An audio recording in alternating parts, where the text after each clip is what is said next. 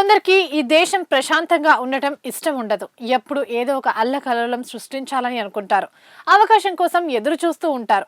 దేశాన్ని అస్థిరపరిచే విద్రోహులతో చేతులు కలుపుతారు. ఇప్పుడు నేను చెప్పబోయేది ఇటీవల సోషల్ మీడియాలో హల్చల్ చేస్తున్న కాక్రోచ్ జనతా పార్టీ గురించే. దీన్ని స్థాపించిన అభిజిత్ నుంచి ఆ పార్టీ ముగ్గురు అధికార ప్రతినిధులు ఎలాంటి వారో తెలిస్తే అసలు దేశంలో ఎలాంటి జాతి వ్యతిరేక శక్తులు పనిచేస్తున్నాయో తెలుస్తుంది. నిజానికి ఇదంతా పెద్ద తుకుడే గ్యాంగ్. దేశ విచ్ఛిన్నమే వీరి పన్నాగం. జాతి వ్యతిరేక శక్తులతో చేతులు కలిపిన చరిత్ర వీరిదే. విదేశంలో ఉంటూ కాక్రోచ్ జనతా పార్టీని స్థాపించిన అభిజిత్ మీదే పాక్ అనుకూలవాదిగా ఆరోపణలున్నాయి. 2019లోనే లీగల్ రైట్స్ అబ్జర్వేటరీ అనే సంస్థ ఇతనిపై పూణే పోలీసులకు ఫిర్యాదు చేసింది. పాక్ ఐఎస్ఐ సంస్థ కోసం ఇతను పనిచేస్తున్నట్టుగా ఆరోపించింది కూడా. దీనిపై దర్యాప్తు చేయాలని కోరింది. ఇలాంటి అభిజిత్ ఇప్పుడు మళ్లీ దేశంలో అల్లకల్లోలం సృష్టించడానికి బొద్దింకగా మారాడు.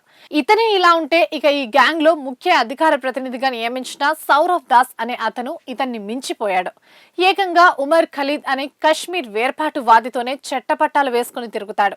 ఈ ఖలీద్ ఎలాంటి వాడో అందరికీ తెలుసు. కశ్మీర్ భారత్ లో భాగం కాదని అనే ఖలీద్ ఎంత ప్రమాదకారో చెప్పాల్సిన పని లేదు. అంతేకాదు ఈ సౌరవ్ భారత్ కు వ్యతిరేకంగా పాకిస్తాన్ లో ఎవరు పోస్టు పెట్టినా దాన్ని ప్రచారం చేస్తాడు. అప్పట్లో పాక్ చీఫ్ జస్టిస్ కశ్మీర్ లో 370 అధికరణ రద్దు గురించి చేసిన ట్వీట్ లో ఏమన్నాడో తెలుసా అంటూ వంతపాడాడు.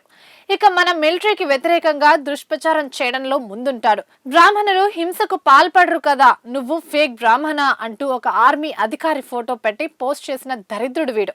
ఇక రెండో అధికార ప్రతినిధి విజేత దహియా గురించి చెప్పాల్సిన పని లేదు. ఇతను Dhruv Rathee research team head. పొద్దున్న లేస్తే మోదీకి వ్యతిరేకంగా ఎలాంటి వీడియోలు చేయాలని పని మీదే ఉండే ధ్రువ్ రాఠీ గురించి తెలిసిందే. మరి ఈ టీంలో ఉన్న విజేత మరో పని ఎందుకు చేస్తాడు? ఇక మరో అధికార ప్రతినిధి అశుతోష్ రంకా విషయానికి వస్తే అప్పట్లో ఆఫ్ అధికార ప్రతినిధిగా కూడా పనిచేశాడు. ఇక ఆప్ గురించి ప్రత్యేకంగా చెప్పాల్సిన పనే లేదు. పంజాబ్ లో ఖలిస్తాన్ వేర్పాటు వాదులకు మద్దతిచ్చే శక్తులకు ఆప్ నేతలతో ప్రమేయం ఉందన్న ఆరోపణలుండనే ఉన్నాయి. బొద్దింకల అధినేత అభిజిత్ కూడా అప్పట్లో ఆప్ లో పనిచేసిన వాడే. అంటే వీరు దేశాన్ని విచ్ఛిన్నం చేయడానికి ఎప్పుడు ఏదో ఒక ముసుగు వేసుకుంటూనే ఉంటారు.